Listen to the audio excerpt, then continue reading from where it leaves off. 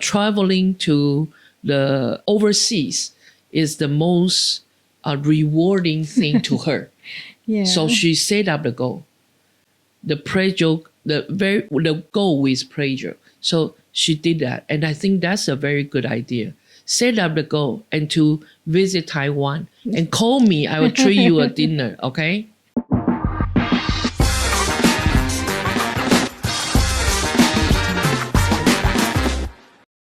Assalamualaikum and very good day, everyone. Welcome to the podcast series. It's an FEP podcast series, FEP Intellectual Dialogue, the 4 series. I am Imna, your host for today's podcast session. Our podcast today is about financial planning for wealth creation and retirement. We are truly delighted that together with us today, we have the distinguished guest, Professor Chen Yanru, from National Cheng Chi University, Taiwan, whose expertise span merger and acquisition, gender inequality, sustainability, and personal finance. Thank you so much, Prof, for making your time to join us. Thank you very much for inviting me. This is a great honor that I can share my research and also my observation and even the personal investment experience with everyone. Yeah, Prof, it's a truly pleasure for us to have you with us. So back to our topic. You know, money is something that we deal every day. Yes. Right? We work hard, we earn income, we plan to save, but sometimes we're still uncertain, you know. We want to invest for the future. We want to have a financial secure later in the day, you know, but then there are still some uncertainties that always question us. Yes. Am I doing it enough? Am I doing it right? Or will I be financially secure in the future? Yes. So these are the puzzles and questions that we are going to explore with Prof. Chen. Yes. So together with us, I think, Prof, before we can start, I think all of the listeners out there would love. It'd be wonderful to get to know you a little better. Okay. And, you know, to learn what is the importance of personal finance planning. Great. So over to you, Prof. Thank you. I think the personal finance is a super important question. Why? As you mentioned that people are very likely to feel insecure about the financial, especially the future. We work so hard, and are we doing enough? Are we making enough money?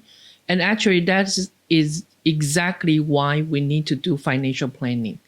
And I would like to tell you about myself first. I was born and raised in Taiwan, and also I have the education until the bachelor. And after a few years of working, I went to America for my master and PhD degree. And I'm from a very basic fundamental family in Taiwan. Both of my parents are blue laborers. They just have the very fundamental education from primary school only. However, because of the financial constraint that we experienced, therefore I started the personal financial planning when I was really young. And because we are limited, so we have to know what can we have and what can we not have. Of course. So we learn about those things and even practice a lot. But at that time, when I was really young, I didn't know that is financial planning. Yes. But actually, we are practicing that every day. Yeah. Yeah, it's very good sharing, Prof. I think, personal finance can start at early stages, you know, as young, even child.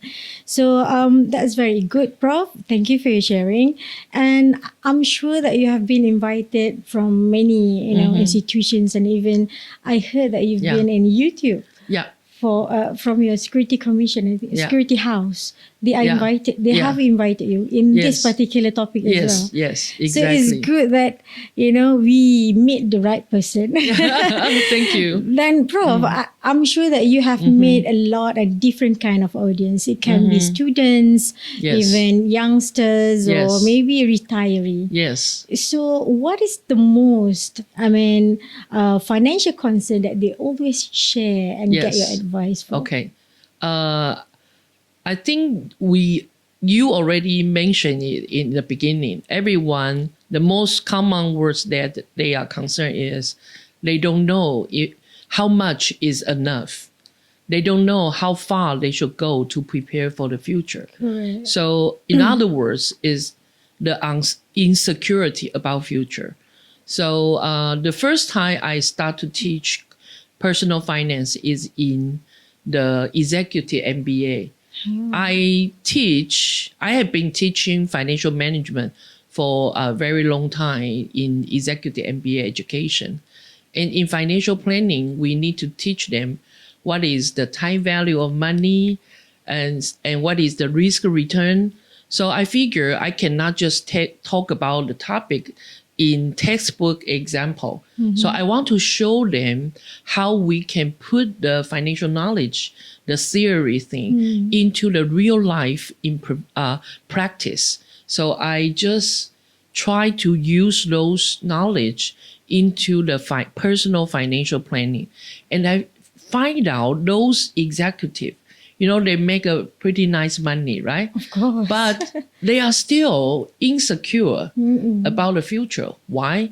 Because they have kids, they have elder parents, and they want to know how far they should go before they can really retire.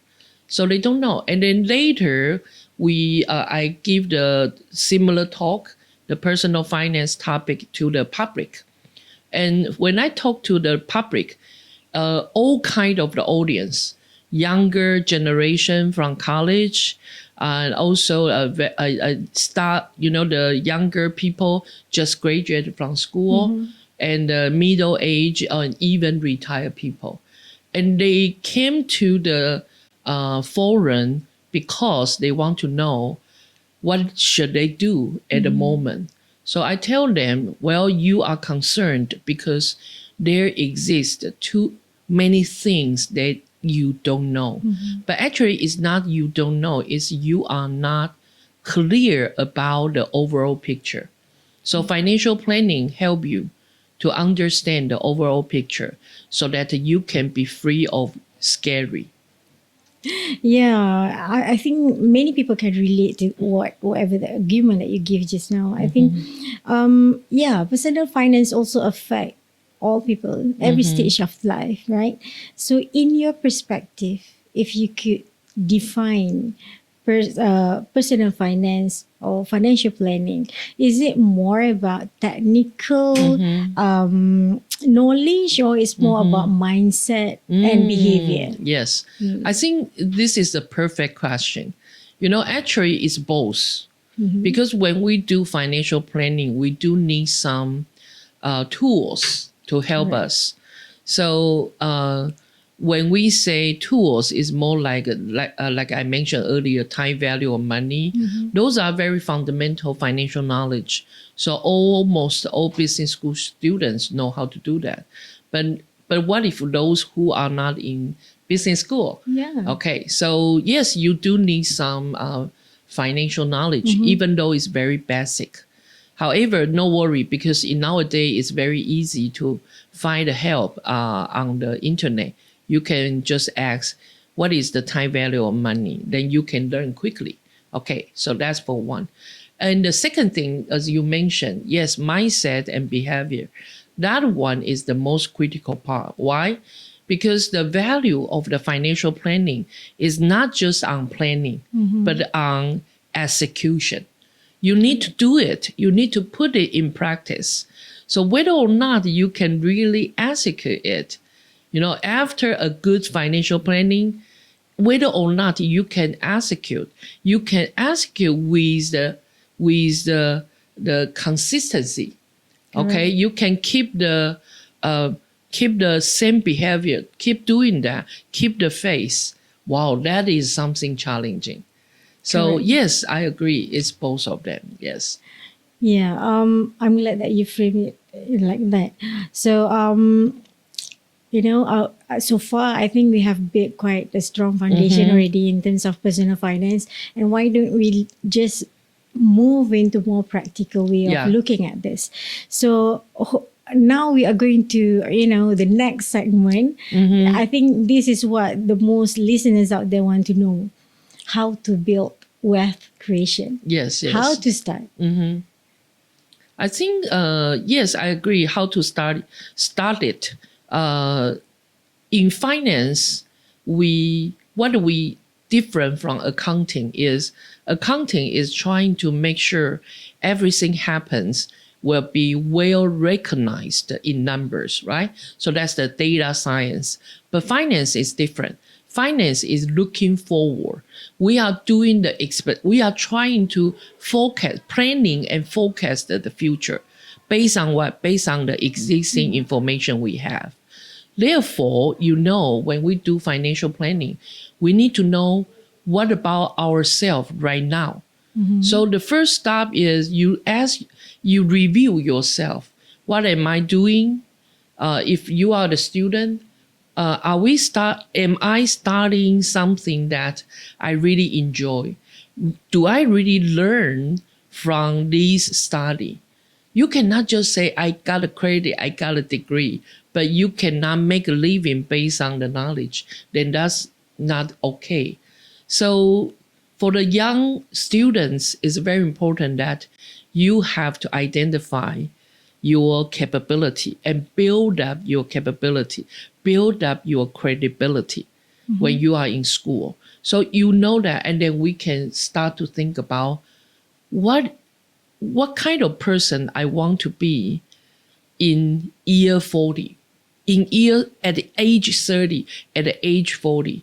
So it's very rare to see the student will think about that.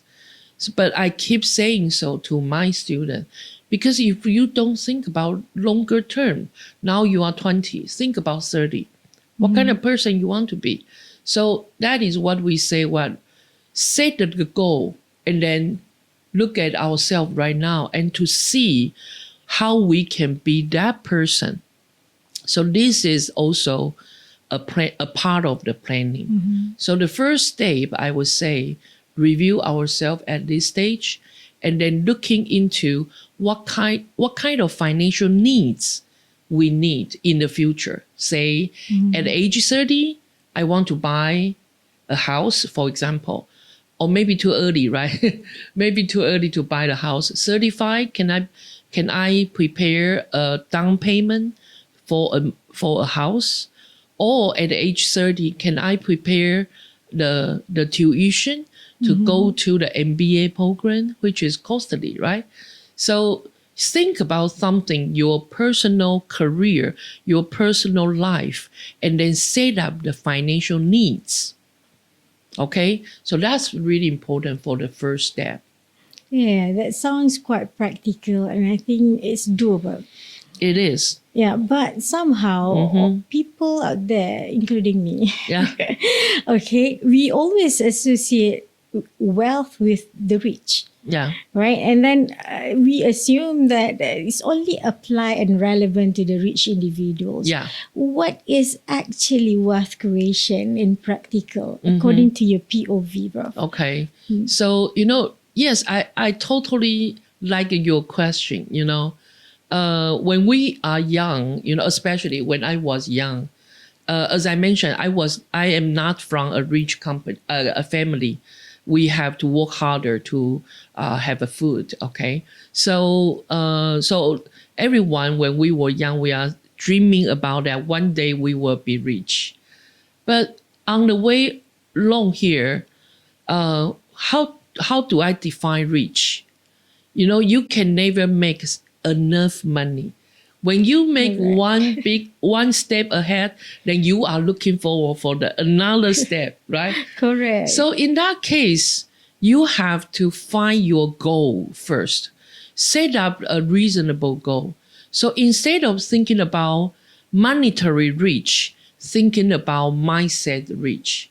So like I always tell people that I'm finance major. If I don't spend time teaching and service and research, I can spend my time in analyze the stocks, right? And make my personal wealth higher.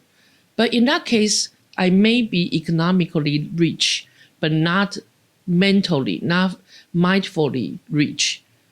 I do not contribute myself. So I would say the rich, based on your needs, what kind of person you want to be, and how much is sufficient for you to become such person. So I think that's really important. Yeah, I totally agree, Prof. But it is more crucial when it comes to those who just starting out, like those fresh graduates, and then the early career professional, for Yes. example. How can they want to invest, but for them their income is very small. Oh yeah, that's Yeah, right. so that's make them postponing Yeah. their saving or even investment. yeah. So how can they, what is the simple way of developing or shaping a good habit in Okay. saving? Yes, I think you are totally right. You just remind me about my younger generation, my younger time. When I just graduated from college, from the undergraduate program, I didn't make a good money, right? Because too junior Yeah. and no experience, people will not pay you good. So at that time, I asked myself, what do I want to do in the future? What kind of person I want to be? So I made up the mind that I want to go study abroad in America or other place. So I need to save the money. So that's why I say set up the goal is important. So once you have the goal, then you have the motivation to save. So I didn't make a good money. So I have to force myself, say, what is a goal that I will have to save every month? So I remember I need to pay for my food, I need to pay for my rental, and also some other social activity, right? So I just force myself to save about 1/3 of my salary to the saving account, and then small investment account. So the reason I do so is because I already set a goal that I need to go to America for my master studies. So once you have the goal, it's easier. If I don't have the goal, I'm sure that I could be lazy. Maybe I just do it once or twice. So in other words, the saving is not about the money. It's about consistency. Do you have that mindset that you say, I will do it consistently, persistently? That's really important. Do you have a discipline? So you can say, $100 every 100 Malaysia ringgit every month. It's okay. Start from small, it's okay. But the point is the habit. You have the pattern, right? You build up the pattern and you respect yourself. That is, you say, I will keep the discipline. Even though I cannot save big, but I respect myself. So I will do that consistently.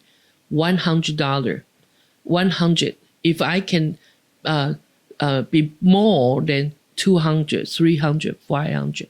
So when your salary increase, then you keep increase your saving.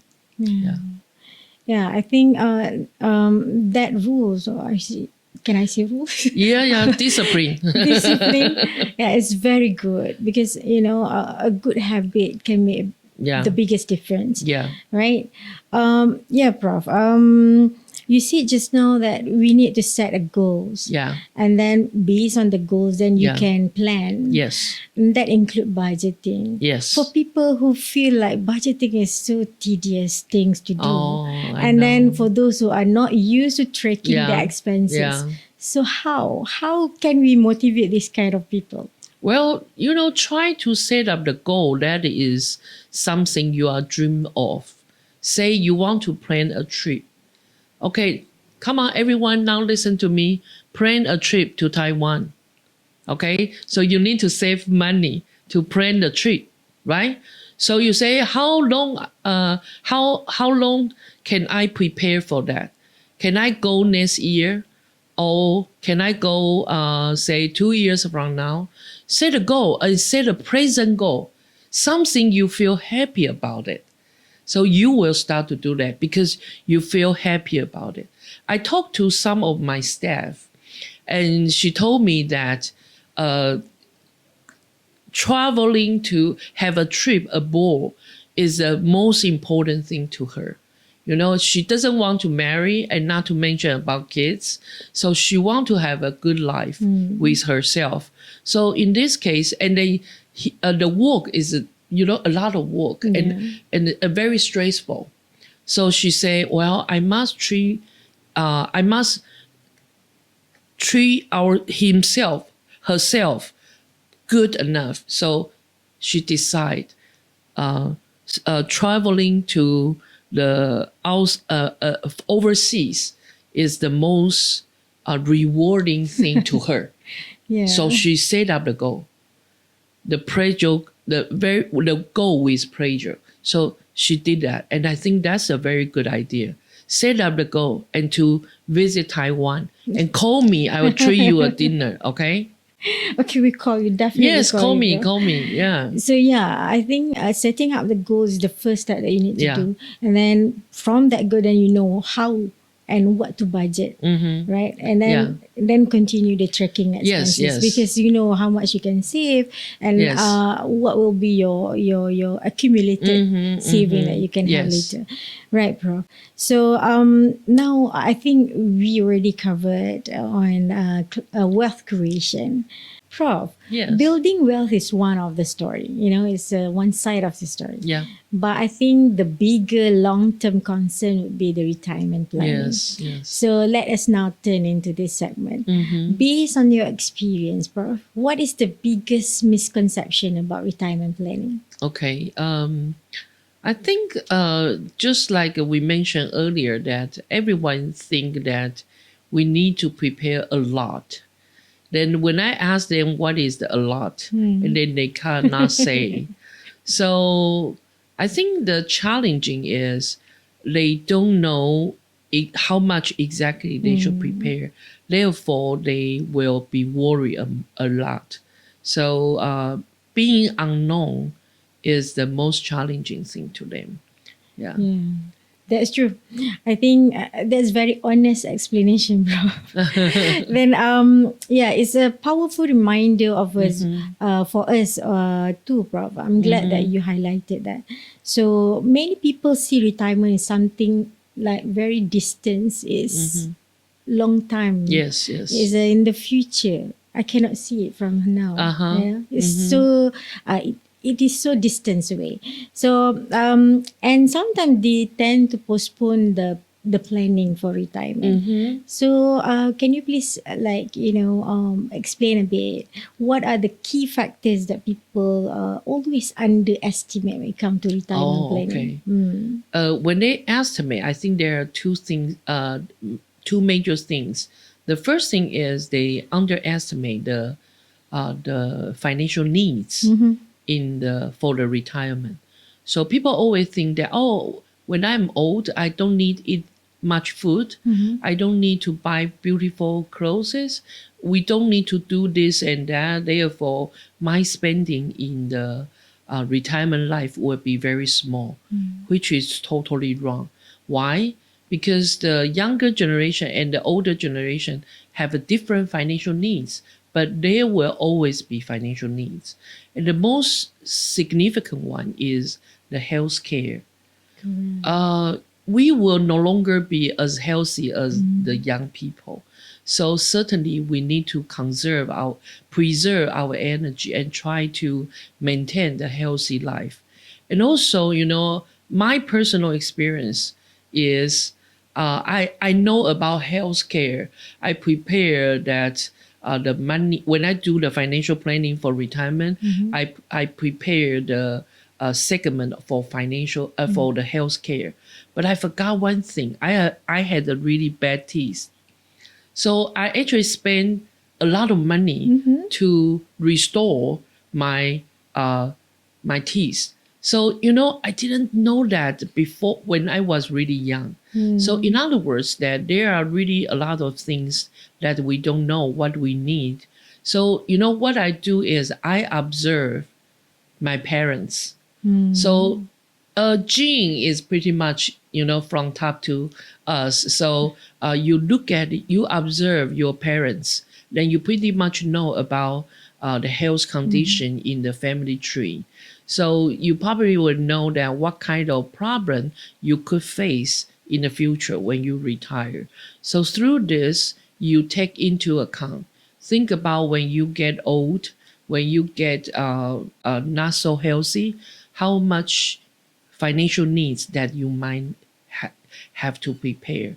So that's why I say the first thing is it's very likely people underestimate the financial needs for the retirement. It's not just eating and resting at home. Actually, we can be more active. Retirement life is not eat, wait, and then be passive. No, we should still have the proactive. Yeah. In nowadays, everybody live longer life, right? So when you retire, you could still be very energetic. So you want to do something more. Maybe you want to learn photographer that you always want to be, but you didn't have the chance to do so. So if you want to become I wouldn't say professional, but just for habit, photo taking, then you need to learn. You need to buy equipment. You need to do this and that. So in that case, you need to prepare. So for the retirement, do not underestimate the financial needs. So that's the first thing. Second thing is, once you understand how much money you need for the retirement, then you need a time to prepare for that. So a lot of people say, it's still far away. So let's wait until like 50 or more and think about that. No, it's too late. Why? Because the time value of money, the sooner you prepare, the less money that you need to save right now. But if you start the retirement saving too late, then you will have to save more for each period of the time. So start earlier. The compounding effect will be stronger. So the second thing is underestimate the time for preparation. Yeah. Not only the amount of money that we need, but also the timing is very important, right? So I am so interested in what you said just now, that nowadays, we have longer life expectancy, and because of the inflation, our healthcare costs also increase. So all of these things should be taking into account when we do the budgeting for our retirement planning. So those are major realities that we cannot ignore. So for someone who feels that they already started late, they want to start but it's already late. Is it still possible for them to improve their retirement readiness in a more meaningful way? I think so. Yes. Earlier we mentioned one thing. Prepare the retirement life is you have to set up the goal. Again, what kind of retirement life you want. So earlier we mentioned like the learning photo taking. You need to buy expensive camera, right? So if it is already too late, try to develop new habit, not so costly. So that would be another thing to think about. So build up, construct the meaningful retirement life with relatively less costly habit. So that would be, at least lower down the financial needs. And then another thing is review. Now go to the preparation phase. Review what kind of assets you have right now. So sometimes if you have a house, you have a condominium, you may consider using those house condominium to convert into the cash by the time of retirement. We can do so-called reverse mortgage. So in that case, actually you do have assets on hand. So you will be less worried. And then you probably say, oh, I want to keep the house to my kids. Well, there is no conflict about that. Why? When you do reverse mortgage, it's like you put your house as a collateral, Yes. right? And to borrow money from the banks. It's not 100%. You probably just borrow 50, 60% of the house value. And eventually, your kids still have the opportunity to own the house, but just return those mortgage. So I think that's okay to do. And another thing is review our own capability.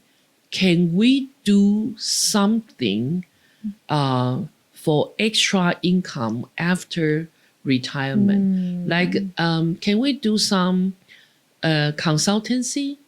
Or if you are the accountants, can we do some help some organization, say a nonprofit organization, for the accounting booking and receive a small income? So those are something that we can think about, reduce less expensive lifestyle in retirement and try to search for the opportunity to increase the income. That will help as well. Oh, I think that's very reassuring Yeah. to hear. So there is still hope for those who are already late. So do not be worried. You can still do or plan for your retirement, although that is already late, but you still have hope here. Yes. Yeah, there are still option and alternative to Yes. do. So Prof. Chen, I think this has been very meaningful conversation, but however, retirement is not just number, right? It also involves habits, emotions, and daily choices. Oh, yeah. Right? So that bring us nicely to the next segment. Yeah, this segment is we are going to talk about the role of behavior and also the modern lifestyle that change our financial decisions. All right. We are totally aware, Prof, that nowadays we must have saving. We want to invest, but at the same time we want to enjoy our life. Who doesn't want to, enjoy the Right. happy life, Yes. right? But now it's easy, very convenient to do online shopping, and Yes. somehow we have cashless payment Yes, and yes. social media promotion like Yeah. TikTok and so ever. Yes, yes. And now we have buy now and pay Yeah. later. Yes, So yes. these somehow, it trigger impulse buying. Oh, yeah, yeah. Right? Yeah. So how can we make develop Yeah. a self-control habit Yes. so that we can become more disciplined yes. person? I think this is a perfect question because a lot of younger generation has the trouble on shopping, especially online shopping. Yeah. And not say younger generation, even the middle age, you make more money, so you want to treat yourself better. So buy luxury goods. Yeah. So it's human nature. It's very straightforward way. I remember I like to do that as well. However, there's one thing. After I buy the house, I buy my own apartment, the condominium, I need to pay the mortgage, right? So once I have the mortgage is the fixed, and then our house is on collateral. So if you do not keep paying the mortgage, the house, you could lose the house. Yes. So in that case, sometimes I say, I talk to the younger generation, like at the age 30 or 30, before 35, I always say, try to buy a small house, small condominium, anything small. Why? Because you promise to deliver the mortgage will kind of mitigate your shopping desire. Right? There's It's like commitment. discipline. Yes, correct, very correct. Yeah, because as I mentioned earlier, financial planning require personal finance. After financial planning, you need to have a discipline to execute your plan.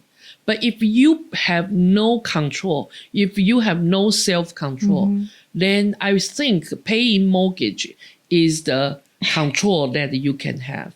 So that's why I talk to them, say, even though house is expensive, buy a small one, control your spending. And then once you feel, oh, I own the assets, you own something, and then you feel self-achievement. That's one thing. A second thing is, this is a personal experience of my husband. He is an engineering professor. And, he is knowledgeable, but he has no knowledge of finance. And he has the difficulty of managing cash flows as well. But he has you. Yeah, but, I want him to have the control as well. So, I asked him, first thing is he open a security account, trading account. And then now we can always use the phone, right, to do the trading. It's very convenient. And then I kind of force him to buy the stock, very tiny amount every week. Why? Because he will watch the market regularly. And then in the beginning, of course, it's very difficult for him to do that, right? Yeah. But I will just keep calling him, say, you should buy now. So he start to buy. And then after a few years, he find out the wealth accumulation, the power of wealth accumulation. Because he keep doing so week by week, even though every week is just a small amount. Because professor's income is very low, okay? So only small amount. But it built up. It built up. After a few years, he say, oh, you see, so now he every time he always show me the account numbers. He always show me that. And he feel very self-achievement again. So this is something require discipline. So either you buy the house and then banks will force you to be disciplined, or you have your spouse to force you to be disciplined. So every month you do so. And once you keep a momentum, you get used to it and you will see the outcome. When you see the numbers keep growing up, you feel very achieved. It's like achievement, self-achievement, say, oh, I can accumulate the wealth. So I think those are something people need, a rewarding system. Yeah, that's correct. Yeah, Prof. I think, it's so funny that we know that is very risky. But at the same time, it can regulate us to be more disciplined, right? Yeah. In terms of, managing our money. Yeah. So, I think it's good to get loan or to finance investment. I mean, like your house. Is there anybody that can buy a house cash, Prof? No, You right? mean- Normally no. we do loan, right? Yeah. So yes, so it's okay to buy a house using a loan because then will discipline yourself in terms of managing the payment itself, right? Yeah. So this is also will regulate our spending behavior, Yes, right, Prof? yes. So But that is the case for those who are okay. I mean, in terms of their budget and everything. How about for those who feels currently they are financially overwhelmed? I mean, like they are already behind in life in terms of their debt burden. So where should they begin? Well, there are two things you have to see whether or not that you can still repay all the debt. If you really think you have a difficulty to repay all the debt, no matter how hard you do, then you need to negotiate with the bank.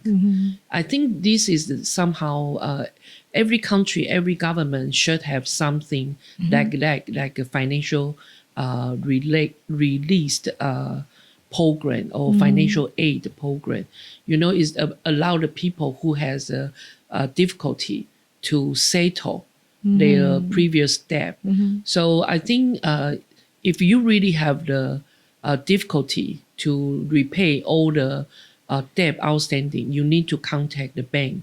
Do not escape from it. So try to talk to your banker and then try to see if you can set up a repayment scheme. So that's one. And then certainly I hope most of us do not have the problem like that serious. So you probably have the previous debt because of, say, educational loan. I don't know if the student make a loan here, but it's very common to see student loan, especially when you go to business school, MBA, or medical school, because they are very expensive. So in that case, you do have a student loan. But think about that. Normally, student loan is at the lower interest rate. So in this case, you can also ask for a longer repayment scheme. So that's one thing, and mostly for the younger people. But for the middle-aged part, then you will have to see what kind of the debt that you own. Sometimes it's family, right? Sometimes it's not yourself. It could be family. So if you need to measure whether or not you can handle it. If it's not your personal debt, it's a family debt, then you will have to figure that with the entire family, not just your personal thing. Because it's important that to have a balanced life. If your burden is higher than the expectation about future, then that's not going to work. So in this case, I think if it is your individual responsibility, then try to either negotiate with your bankers or talk to your spouse to figure out the possibility of repayment. And if it's a family issue, then talk to the entire family. Don't take a burden on yourself singly. Okay? And then if just a acceptable level of the debt, not really serious, then I would say just, same thing, keep doing the investment, doing the saving. Most of the time is the saving. So when you do the saving, why? Because you need to repay the debt. So paying back the debt is the promise that we made when we borrow money, right? So we must honor and respect that repayment. So in this case, you will need the financial planning even more precisely. First thing is you not only do the budgeting, you need to clearly track your spending record. Why? Because you need to know what else I can do cost reduction. And I am the person who prefer value creation. So I will try to do extra work. So when I was young, it's very common that I have a daytime job. And in the evening, I went to the cram school, teach the high school student. So, I tried very hard. If I cannot do cost control, then you need to create more cash flow. And if you cannot create more cash flow, then you need to cost control. So that would be something necessary because you already own well. Yeah. Yeah, right. So, Prof, that's very comforting advice, I would say. I think a lot of listeners out there who are related, they will now feel more comfort. Yeah. And this is what they want to hear. So, Prof, I think we have such a very meaningful conversation already.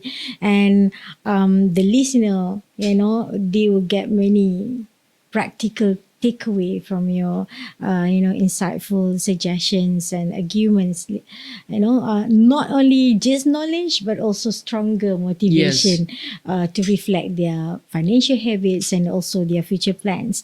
But before we conclude, Prof, I just want you to maybe can leave some one simple powerful piece of advice to our listeners about money, wealth, and retirement? What should it Okay. be? I think the very important thing for financial planning is to manage ourselves, control our own life. Manage and control means what? When we set up a goal, the goal should be achievable, feasible. We don't want something out of our control. So you need to know about yourself very well, and including your living style, your habit, and also the capability of your financial resources. Try to balance the inflow and outflow and control ourselves. That's really important. Yeah. Thank you so much, Prof, for your thoughtful, insightful sharing today. So I think your reflection have, reminded us, personal finance is not just about money, but it's also about habits, about disciplines, and also put priority. Yes. Yeah. So to all listeners, thank you for joining us.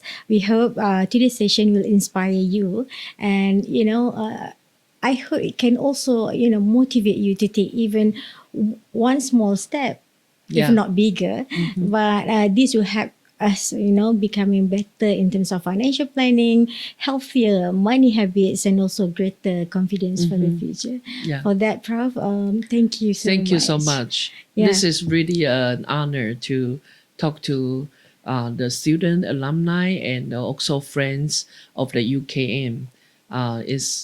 I really wish everybody has the financial freedom, and the financial freedom is something that require clear mind and a very strong will. Let's keep working on it.